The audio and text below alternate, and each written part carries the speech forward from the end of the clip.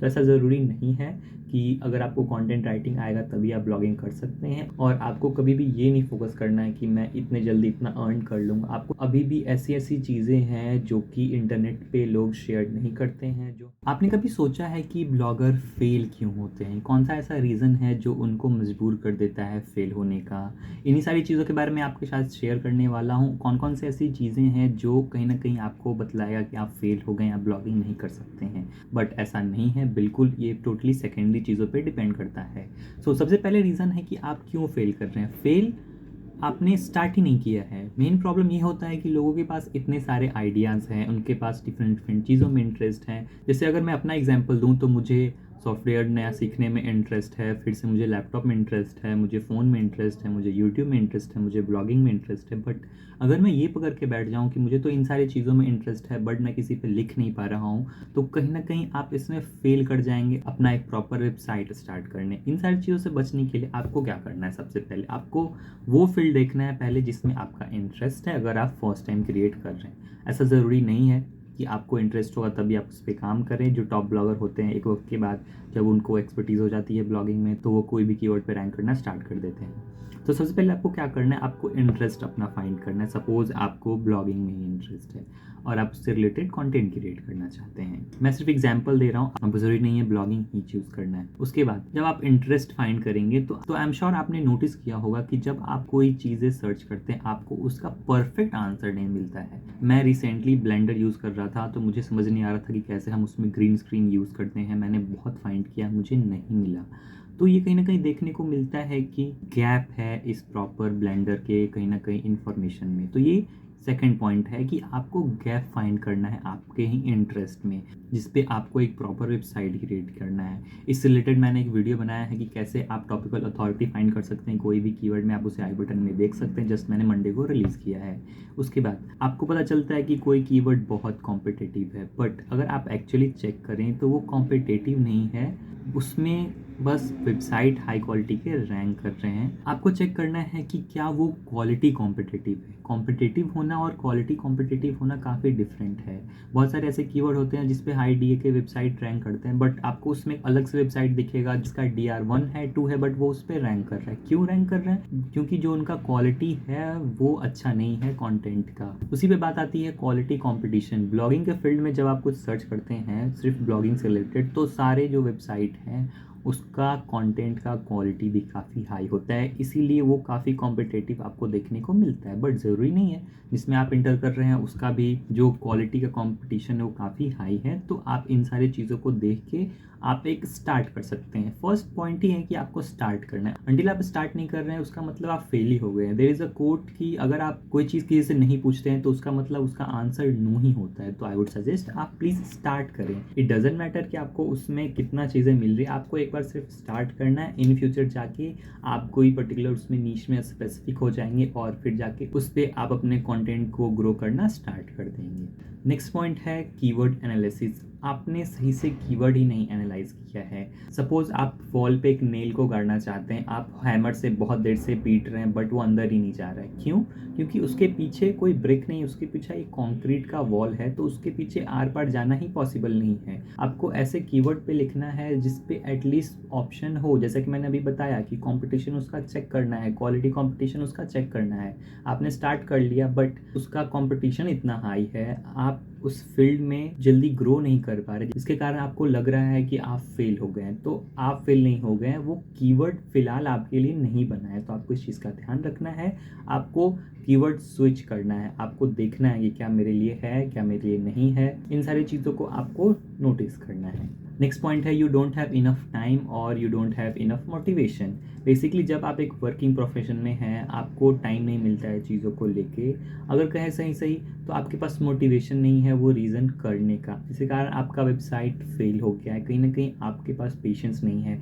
आपने जो अपना गोल सेट कर रखा है वही गलत है। आपको कभी भी ये नहीं सेलेक्ट करना है कि मुझे इतना ट्रैफिक चाहिए, मुझे इतना अर्निंग होना है इस वक्त पे। आप कभी भी वैसे सक्सीड नहीं कर पाएंगे, क्योंकि अर्निंग का कहीं ना कहीं डिपेंड करता है कौन से एफिलिएट आप यूज़ कर रहे हैं, कौन से आप ऐड यूज़ कर रहे हैं। आपका इंस्टेड ऑफ गोल ऐसा होना चाहिए कि मैं इतना टाइम में इतना कंटेंट पब्लिश कर लूँगा। आपको लिटरली बेबी स्टेप लेना है, आपको स्टेप बाय स्टेप लेना है।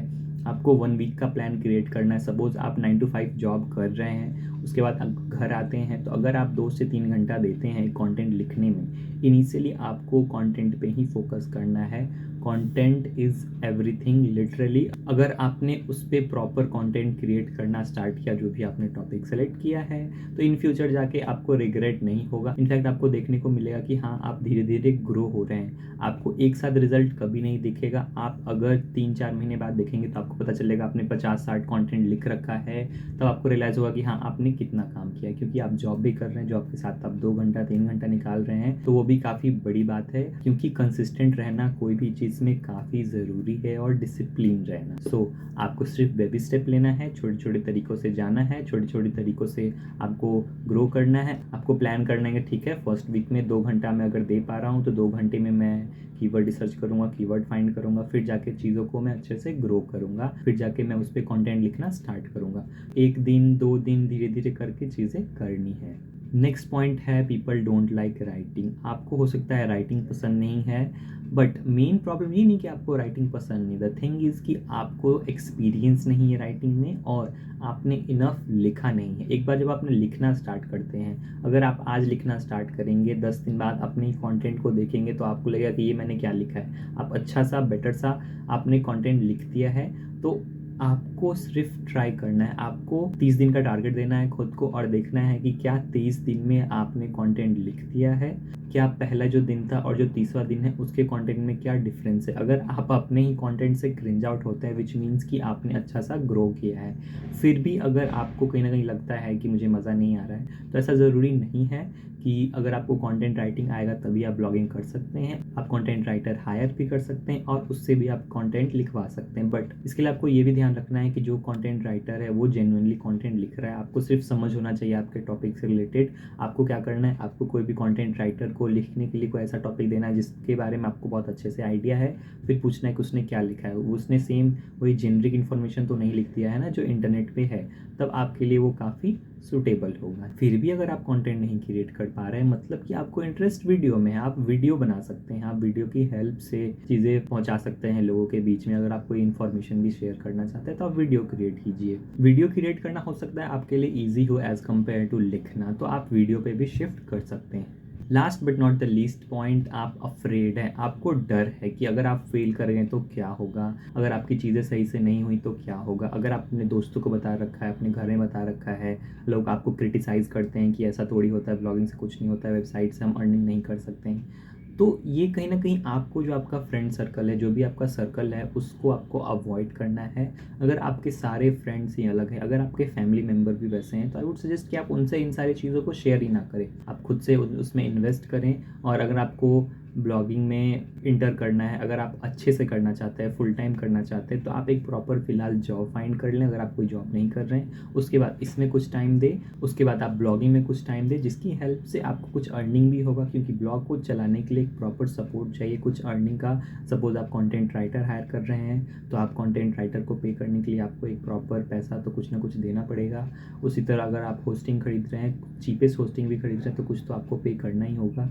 तो इन सारे तरीक़ों से आप अपने वेबसाइट को ग्रो कर सकते हैं।